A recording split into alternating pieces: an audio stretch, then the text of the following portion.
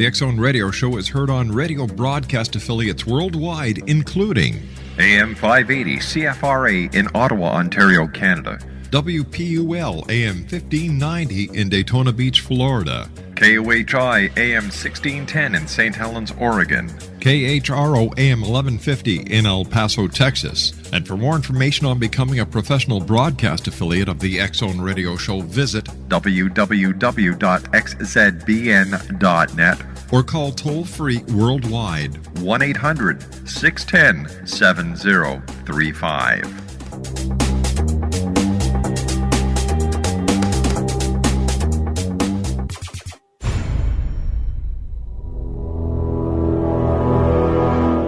The X Zone radio and TV show is largely an opinion talk show. All opinions, comments, or statements of fact expressed by Rob McConnell's guests are strictly their own and are not to be construed as those of the X Zone radio and TV show or in any manner endorsed by Rob McConnell, Relmar McConnell Media Company, Talkstar Radio Network, its affiliated stations, or employees.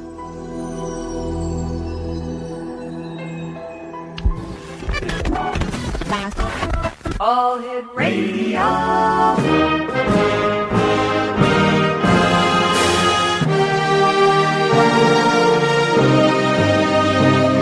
Welcome to the X Zone, a place where fact is fiction and fiction is reality. Now, here's your host, Rob McConnell.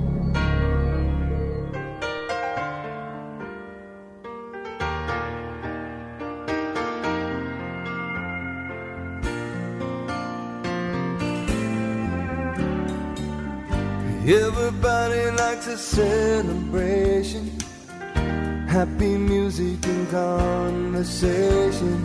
I'd be lying if I said I didn't have the blues. In the corner there's a couple dancing. From the kitchen I can hear them laughing. Oh, I wish I was celebrating too. And I know this night won't last. And welcome back to the X Zone, everyone. My name is Rob McConnell. We're coming to you from our studios in Hamilton, Ontario, Canada, which is on the shores of Lake Ontario between Toronto and Niagara Falls. If you'd like to give us a call toll-free worldwide, 1-800-610-7035. My email address is xzone@xzoneradiotv.com. On MSN Messenger, xzoneradiotv@hotmail.com. And our website, www.xzoneradiotv.com. My guest this hour is Pam KILLEEN, and Pam collapsed with chronic fibromyalgia and multiple chemical sensitivities, and was forced to learn how to get well on her own. Now, during her recovery, Pam studied nutrition and natural health. Pam saw countless clinicians who had very good intentions, but were dangerously misinformed about health and nutrition. A lot of the health advice Pam received made her much sicker. Now, consequently, X Zone Nation, Pam has become very discerning when it comes to any kind of health information she reads or hears about. Pam has a university degree or two in the areas of language and education. Because of her health challenges, Pam was unable to pursue a career teaching languages. After recovering from chronic fatigue, fibromyalgia, and multiple chemical sensitivities, however, Pam decided to teach others how they could get themselves well too. Now, if you simply want someone to manage your disease, you know what? Pam cannot help you. However, if you are fed up with feeling sick and tired and truly want to get well, then Pam can help you and help you get yourself well again. Her website, www.pamkilleen.com. And Pam, welcome back to the X Zone. Thanks for having me back on. It's great to hear your voice again. Well, it's great talking to you, too. I understand you've got a brand new book coming out. I sure do. It's called Addiction, the Hidden Epidemic, Common Sense Solutions for Our Number One Health Problem. So I'm very excited about it. It's a topic that, I think needs to be addressed. And unfortunately, the topic of addiction and mood disorders, because they go hand in hand, tend to be the elephant in the room today. People don't want to talk about these subjects. But they really, the situation has got out of control right now in terms of what the impact that it's having on society, and we need to do something about it. Well, I'm looking forward to talking to you over the next hour about addiction, the hidden epidemic. You and I will be back in about 2 minutes from now. Please stand by. Thanks very much for joining us. Exo Nation, Pam KILLEEN is our special guest. www.addictionthehiddenepidemic.net. That's www.addictionthehiddenepidemic.net. We'll be back on the other side of this commercial break as we continue from our studios in Hamilton, Ontario, Canada, on the Talkstar Radio Network, X-Zone Broadcast Network, UK High Definition Radio, Euro High Definition Radio, Ustream, as well as Star Cable. I'll be back. Don't go away. Celebration, happy music and conversation. I'd be lying if I said I didn't have the blues. In the corner there's a couple dancing. From the kitchen I can hear them laughing. Oh, I wish I was celebrating too.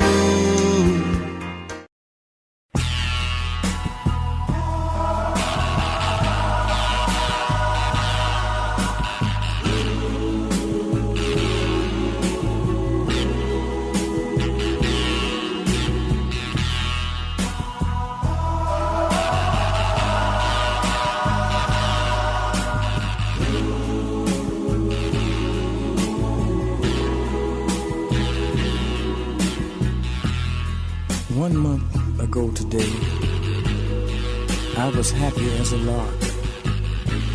But now I go for walks, to the movies, maybe to the park. I have a seat on the same old bench. Welcome back to the X-Zone, everyone. Pam KILLEEN is our special guest, and we're talking about Pam's new book, Addiction, the Hidden Epidemic. And one of the biggest risk factors for developing addiction is depression. Over 90% of people suffering from addiction and 70% of people struggling with depression do not seek treatment. Why is this, Pam?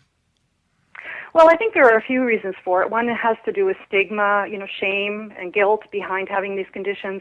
And another reason has to do with the fact that really in the conventional world, they don't have a lot of answers for people struggling with those conditions. In the traditional recovery treatment centers, they have about a 90% failure rate. And as we've seen more and more in the media, more and more research coming out showing that the antidepressant medications are simply not working for people, especially when it comes to mild to moderate depression. Where severe depression is concerned, sometimes the antidepressants can work. But, this is across the board. Number one, it's the number one disability in North America is depression. And it's costing society billions of dollars. And coupled with the fact that these people are more at risk for developing addiction, which is then, creating a domino effect on society in terms of the cost. Addiction alone is costing the U.S. economy about $500 billion every year. What type of addiction are we talking about here? Are we talking about alcohol? Are we talking over-the-counter prescriptions? What kind of addiction? Well, I basically go across the board and talk about the addictive behaviors in general. So it can be gambling, it can be internet addiction, gaming addiction, it can be drug addiction. It really, the precursor to me to what I'm concerned about and what the therapists in my book are addressing is how do you fix the biochemistry so you don't have these addictive cravings in the first place? How do we then, normalize society today so that when we're tempted by so much addiction today, because we're living in a highly addictive environment, so how do we then not get lured into being addicted to anything, pretty much? And that's the real issue I'm dealing with in the book. And the therapists in my book who run addiction treatment centers, these people are having about an 80% success rate in curing mood disorders and addiction using basically natural remedies, nutrition. Do we know why people get addicted when they're depressed? What is the physiological or the psychological catalyst behind it? Well, what they're finding in these centers is that there's definitely some biochemical dysfunctions going on. You're seeing problems with thyroid, with adrenal, with blood sugar. There's nutrient deficiencies, and there's toxicities such as heavy metal toxicities. And this is a common pattern that you see with addiction. So this stereotype that people who fall into addiction come from, dysfunctional families, or they start addiction when they have emotional trauma. Really, I mean, that's certainly not something we're ruling out here, but at the same time, what's been disregarded, what hasn't been taken into account, is their biochemistry. And when their biochemistry is dysregulated, it makes them more prone to developing addictions. When you just take a look at the newspaper or you talk to your friends, your neighbors, your family, these are not very good times that we're in, and I'm sure that there's a lot more depression today than there was, let's say, 15, 20 years ago. That's a terrific point. As a matter of fact, we're 100 times more likely to be depressed today than we were even 100 years ago. And so depression or mental disorders, or if you want to call them mood disorders in general, are certainly on the rise, and they're expected to get worse. Earlier, I mentioned that depression is the number one cause of disability in North America. Well, that situation is actually getting worse every year, and the World Health Organization is even saying that depression is going to be the second leading cause of disability worldwide by 2020. Wow. So this has tremendous repercussions for our children and for the addictive state in general. We have to be very, very careful. We're walking on thin ice right now as a society. And when I talk to people about this situation, when I talk to grandfathers, grandmothers, I talk to a lot of people, they say to me, Pam, you've got to get this book out. We see problems with our grandchildren. There's definite issues going on. And because of the shame and the guilt associated with these conditions, people don't seem to want to talk about it. But I think it's time we talk about it. Why is there shame and guilt associated with these conditions? It's an illness. It's a fact of this person's life. Why should society shame them or put them in such a position where they can't get the help they need? Yeah, I suppose it's because it's a weakness. It's a sign of, people believe it to be a sign of weakness, when really, I think if they were to see their biochemistry, when they were, if they were to go in and get their thyroid, their adrenal, their blood sugar levels tested, and I mean properly, not through OHIP standards, because they're not going to get the proper testing here in Ontario. There's some great labs in the United States that do terrific testing, and when you see it on paper, then you can say to yourself, this is a physical problem. It's not a mental problem. And these things that are going wrong in your body can be corrected through using very clear, very targeted nutritional protocols.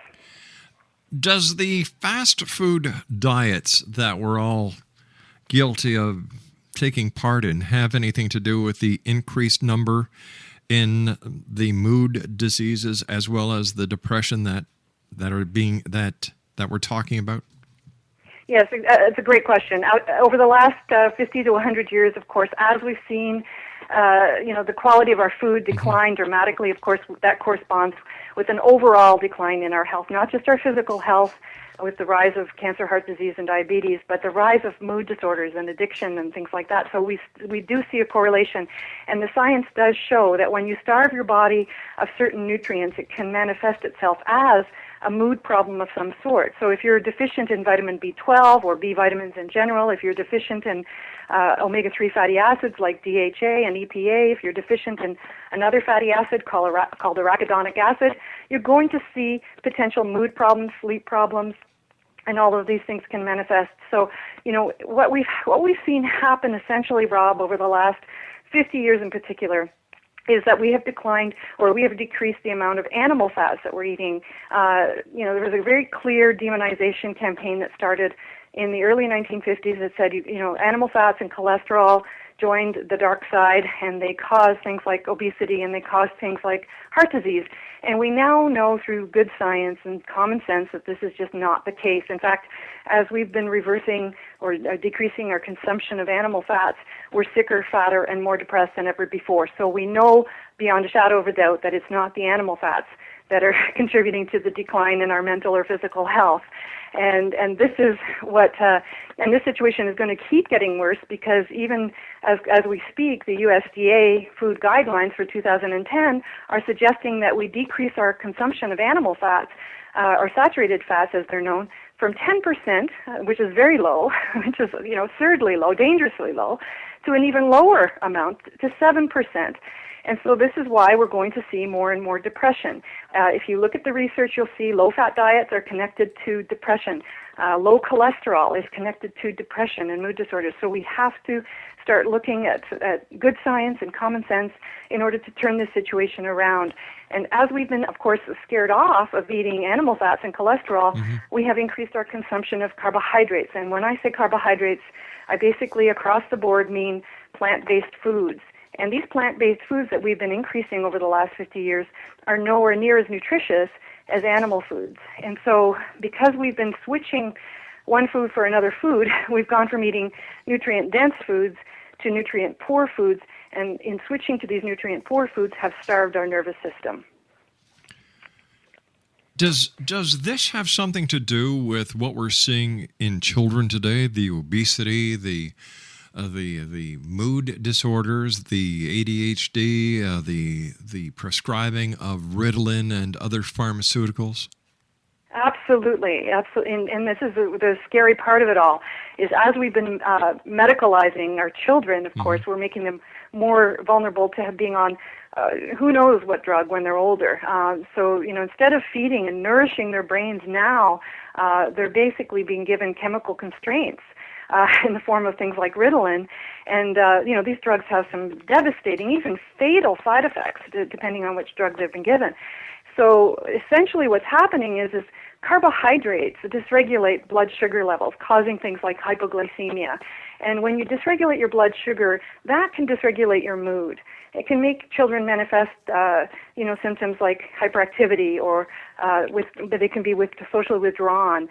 So they can be, it can be misinterpreted and be called things like ADHD, which is the ADD with hyperactivity, or it can be manifesting as more of a social withdrawnness, which is more like the ADD or attention deficit disorder side of things. So, this is really something that can be, I have a medical doctor, a psychiatrist in my book, who does not put his children, his patients, on medications. Instead, he educates the parents about nutrition. He teaches about the problems with caffeine, which is another subject we should probably talk about. And he gets the kids off the caffeine and reduces the amount of sugar dramatically in their diet, puts them on 3 square meals a day, and these children turn out to be very normal, very bright kids without the hyperactivity or the ADD. Going back 15, 20 years ago, depression was hardly heard of. Today, we hear about depression, even though it is one of society's dirty little secrets. And we look back, people were happier back then. It's day and night. It's incredible, Rob. When I was doing research for this book, I looked back into some research that indicated that even during the Depression in the 1930s, the Great Depression, we were happier then than we are now. And theoretically, we're supposed to be happier because we have more stuff, right? I mean, the more stuff we have, the happier we're supposed to be. That's what the marketing tells us, right? Yeah. And ironically, as we have more stuff today, we're less happy. So, and I think with this economic downturn, and they always refer to it as a recovery, we're going through a recovery, which is interesting to me because that's the term they use in addiction as well.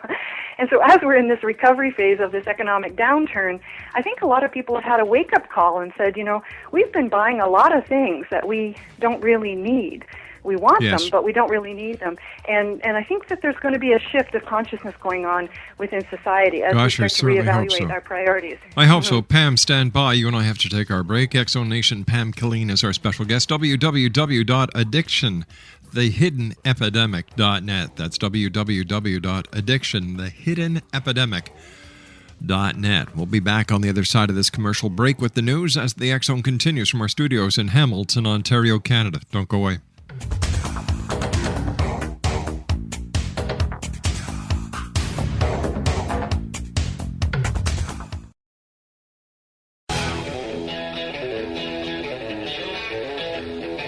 You're listening to the X-Zone Radio Show, live and around the world on the Talkstar Radio Network. X-Zone Broadcast Network, UK High Definition Radio, Euro High Definition Radio, and Star Cable. Our toll-free telephone number worldwide is 1-800-610-7035. Our email address, xzone@xzoneradiotv.com. On MSN Messenger, xzoneradiotv@hotmail.com. And our website, www.xzoneradiotv.com.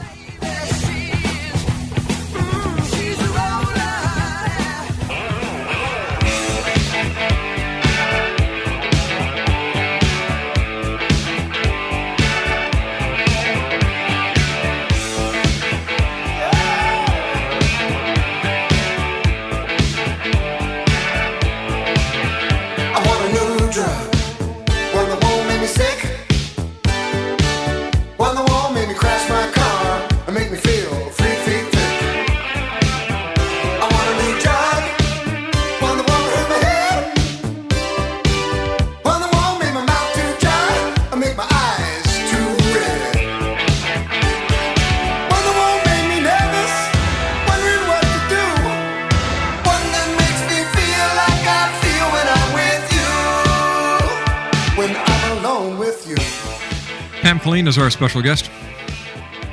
Got to tell you something. She's got a great new book out. It's called Addiction, the Hidden Epidemic. Her website is www.addictionthehiddenepidemic.net. Why do traditional treatments for depression fail so harshly? Well, because depression can be caused by multiple factors. And one way that I like to look at it after having had chronic fatigue for so many years is, there's no pill to overcome chronic fatigue just as equally as really there's no pill to overcome depression. And of course, when I had chronic fatigue, my adrenals would have been fried, my thyroid, my blood sugar, all problematic. But there's some very clear nutritional deficiencies, and no medication is going to be able to override that. So, for example, Prozac will not ever replace a B12 deficiency, an omega-3 fatty acid deficiency. So we really need to put the nutrition back in order to support our nervous system, and in that way we can all relax and calm down and live in the moment, and just have more peace in our lives and make better decisions in our lives. So this is really what it's all about. This is one of the big reasons why I wrote the book, is because people simply are feeling so much depression and so much anxiety today, and they're grabbing for caffeine or they're taking prescription medications and actually simply making themselves sicker, because that's what these drugs do. Is what they're doing is they're stimulating neurotransmitters in the brain, and as your body becomes dependent on an outside stimulant, your body actually stops being able to make these neurotransmitters on their own. And so, that's where the dependency comes into play. And when you're in that dependent state, of course, even with something as simple as, or seemingly benign as caffeine, it can actually really deplete your adrenal glands and make you more tired or more depressed. So we really have to be sensitive to that and look at the underlying problem if we're going to be able to fix this epidemic. You were talking about caffeine before we went to the news break, and one of the doctors that you were talking about actually suggests taking kids off of anything that has caffeine in it. And people are saying kids don't drink coffee. There's more than coffee that has caffeine, X-Zone Nation. A lot more. Exactly. Look at the caffeinated beverages today. Oh, my gosh, yeah. We just went through the Winter Olympics, and these kids' heroes, what are they endorsing? They're endorsing things like Red Bull. And I'm telling you, they're so loaded with caffeine, these poor kids, I'm sure they don't know up from down after they've had one of these drinks, I mean, you can have symptoms with caffeine at 40 milligrams. That's basically what you'd find in a fairly weak cup of tea. And still it can be a significant amount of caffeine for a tiny little body. So, these children have developing brains. And, we want to make sure that their brains develop properly. And I know when I was a kid, and probably you too, Rob, but when you were a kid, it was unheard of for children to be taking in it with anything with caffeine. And because they knew it's a drug and it can affect the brain. But today, unfortunately, you see kids lining up at coffee shops and they're either drinking coffee, yes, or some sort of special coffee, or they're drinking these caffeinated beverages, and it's like nobody's regulating it. Nobody's, doing anything about it. They don't really seem to think that they understand the long-term consequences of it. And they're getting, and I can understand that because they're getting mixed messages in the media where, some research will come out and say coffee is good for you. Well, I would beg to differ. In the psychiatrist manual, DSM-4, it says right in there that caffeine can cause depression and anxiety. Caffeine itself can deplete the body of some very key nutrients. It can deplete the body of its own neurotransmitters. So it has a lot of negative side effects, and the media, unfortunately, doesn't talk about these things. But if you look it up, you'll find it's there. The information is there. Craig just passed me a can of his favorite beverage. It says caffeine-free diet. Now, I'm looking at this and I'm saying, okay, caffeine-free, but let's see. Oh, what is this? Sugar-free calorie cola. And then I see aspartame. Yes, aspartame. Oh. The head of the FDA, Dr. David Kessler, just wrote a book recently called The End of Overeating. And he talks in this book about how the processed food industry and the drink industry as well, they know what they're doing. They're making food and drink addictive, and they want us to be addicted to their foods and their drinks. And that includes things like sugar and aspartame, MSG, you name it. And so they know what they're doing. They want you to keep buying that product. They don't want you to just have it once a week. They want you to have it every day. And, that's why they have those types of ingredients in there. So, warn your producer there. Aspartame has some pretty serious consequences, including the potential of developing brain tumors. Well, I've been on his case from day one, but you can't teach an old producer new tricks. No. But, I understand it's a very strong addiction, and it can be very difficult for people to come off of these foods and drinks. But you're not just not going to find caffeine in drinks. There's caffeine in breakfast cereals. There's caffeine in baked products. You can't get away from it. And I'm just wondering who is behind the influx of caffeine into all our foods. Well, it's a very profitable, sexy way to sell foods. The more claims a product can make, the more likely it will sell. And because so many people are so tired and drained today, they know they can get away with it because people are going to gravitate to these substances because they do need a lift. Their adrenals are not working properly, and they need some energy. So they will very easily be drawn to these substances these days. Chronic fatigue, when I studied chronic fatigue back in the 80s when I collapsed with chronic fatigue, there was at the university, they did a phone survey to see how many people were affected by this condition. And it was somewhere to the tune of about 10% of the population. So, and that was back in the 80s. And now I'm seeing more and more and more of it. I have a friend of mine who works at the school board and she goes into the schools and works in the offices. And in the mornings, she sees kids lining up around the corner to get their late slips because they can't get out of bed in the morning. And if that isn't a huge red flag right there, I don't know what is.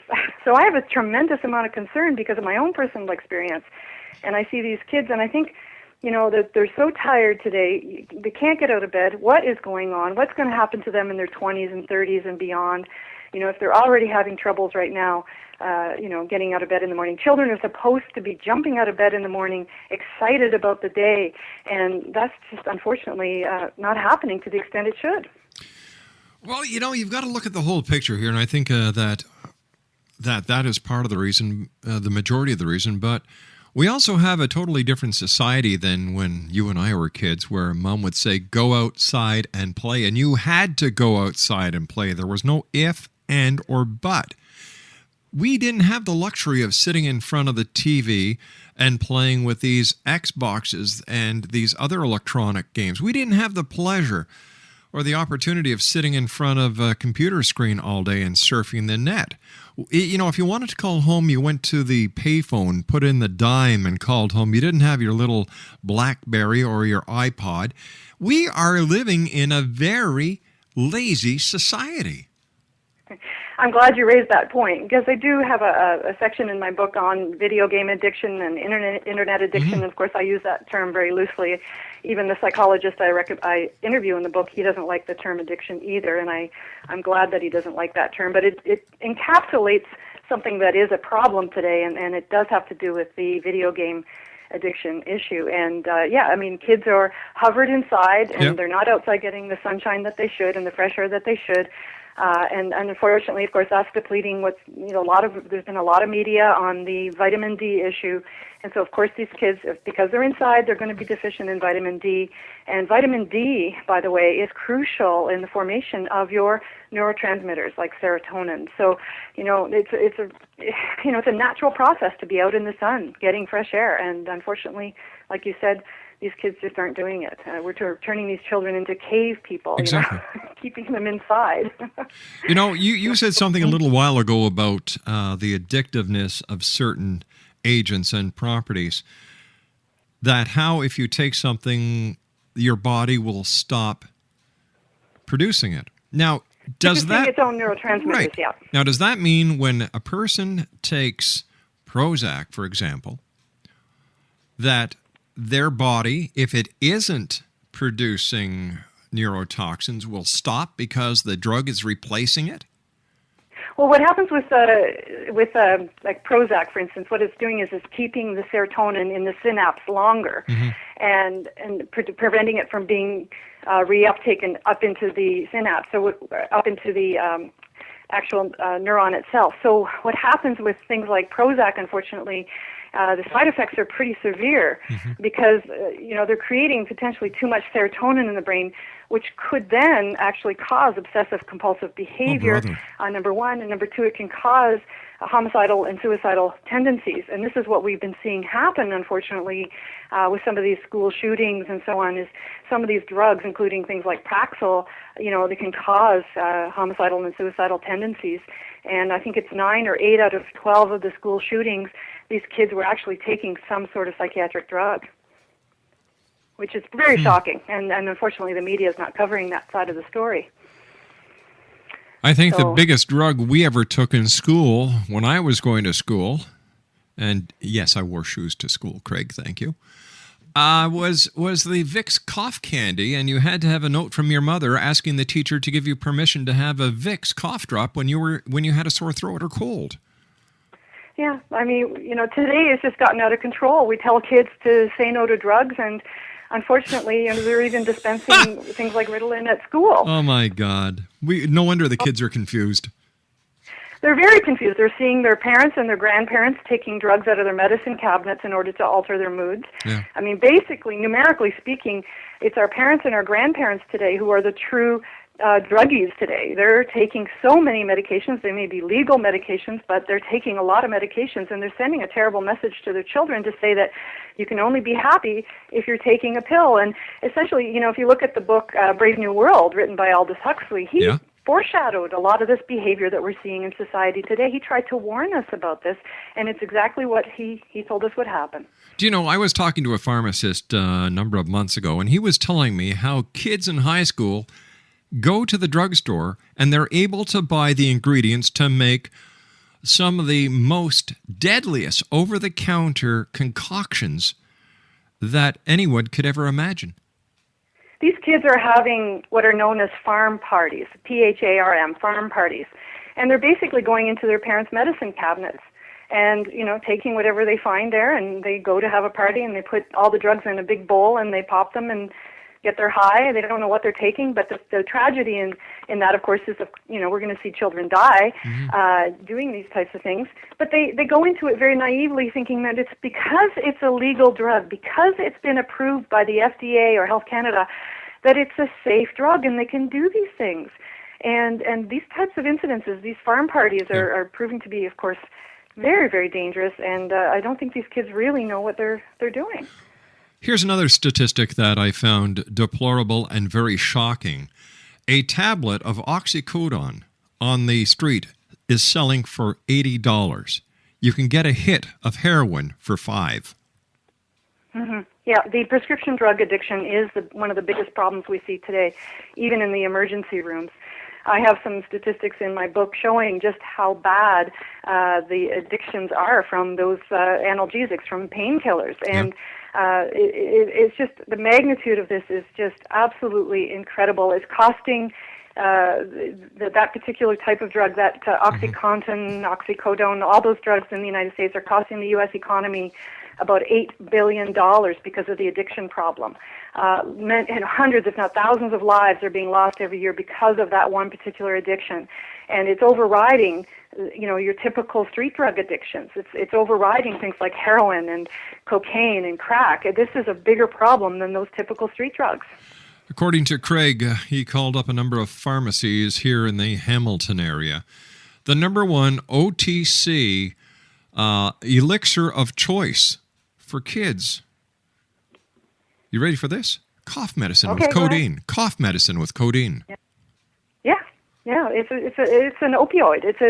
It's manipulating the endorphins in the brain. It's giving people a bit of a high, And unfortunately today, because we have starved our brains so much, we no longer know what it feels like to have a high naturally without the use of a chemical. And that's what I hope I can deliver, that message in my book, is that you can do this on your own if you choose the proper foods during the course of the day, and don't damage your brain by starving it from eating these foods or feeding the brain the wrong foods. Yeah.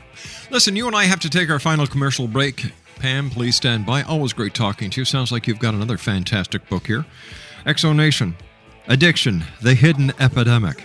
Pam KILLEEN is our special guest. Check out this website, www.addictionthehiddenepidemic.net. That's www.addictionthehiddenepidemic.net. I'll be back on the other side of this break as we continue talking about addiction here in the X Zone on the Talkstar Radio Network, X Zone Broadcast Network, HD, UK High Definition Radio, Euro High Definition Radio, and of course Star Cable. Don't go away, we'll be back shortly. When I'm alone with you,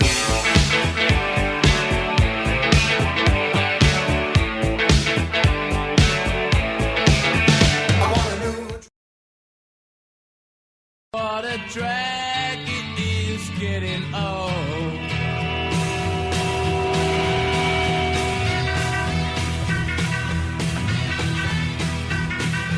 Kids are different today. I hear every mother say, mother needs something today to calm her down. And though she's not really ill, there's a little yellow pill. She goes running for the shelter of her mother's little helper, and it helps her on her way, gets her through her busy day. Remember that song from way back when by the Rolling Stones, Mother's Little Helper? That used to be a dirty little secret. Oh, Mom's on Valium. Or look at Mom, she's a little tipsy. Martini time. But you know what? Looking back then to the problems we have today, it's day and night. I'm not saying the problems back then weren't justified, but you know what? It's day and night. Tonight, today the problem is real. It's we read about it in the newspapers, we see it on TV, we listen to it about on the radio, and of course, my guest this hour, Pam KILLEEN, is doing something about it, Exo Nation. Now, I want you to do something for me. I want you to go to your local bookstore, and I want you to ask them where the book by Pam KILLEEN, Addiction, The Hidden Epidemic, is. If they say they don't carry it, get them to order it. Number one, it'll save you on the shipping. Number two, this book has to get into your bookstores. People have to read about it. They need to know this very important message. And here's two websites, www.addictionthehiddenepidemic.net. Okay, that's www.addictionthehiddenepidemic.net, and Pam's website is www.pamkilleen.com. That's PAMKILLEEN.com. And Pam, I want to thank you so much for joining us tonight. What would you like to tell the Exo Nation? Well, I just want to emphasize that, this is a problem that society has to fix together, that it's gotten out of control, and no longer can we, ignore this problem. We have to work on this issue together. I'm going to be, sending copies of the book into medical schools, to recovery centers, to government officials. I plan on doing a widespread campaign to create awareness around this problem because it's crippling society. People are losing their hopes, their dreams, their families because of this problem. And, people who are struggling with addiction are dealing with a very clear biochemical problem. It can be reversed. Like I said, the people in my book who are curing these conditions, both the mood disorders and addiction, are having about an 80% success rate. Wow. So it can be done. Quickly, Pam, I'd just like to talk to you quickly about one of the chapters in your book that I found rather interesting, the rise of pro-addiction diet. Yeah, and there I get into just how we've fallen into this trap where this nutrient-depleted diet is actually contributing to this problem because our nervous systems are so depleted. We therefore have to turn to stimulants, have to turn to drugs or addictive activities in order to make us feel alive. People feel numb today. They don't feel joy, and then they naturally will turn to a drug or an addictive activity in order to give them a high that they're missing naturally, that they should have naturally in their bodies, and it's just not happening today. So, this depleted diet that we're following is actually setting us up for this addictive epidemic. And the other element, of course, with this addictive environment is that we have so many more things to become addicted to. So we are extremely vulnerable today as a society. Pam, you and I have to say so long, but this is such a very important topic. We're going to have you back on next month because we still have a lot to cover. Thanks very much for joining us. Thank you for bringing this book to our attention. And Exo Nation, once again, the name of the book is Addiction, The Hidden Epidemic. www.addictionthehiddenepidemic.net and www.pamkilleen.com. That's www.pamkilleen.com. We'll be back on the other side of this commercial break with the news as the X-Zone continues from our studios in Hamilton, Ontario, Canada. My name is Rob McConnell. We'll be back. Don't go away.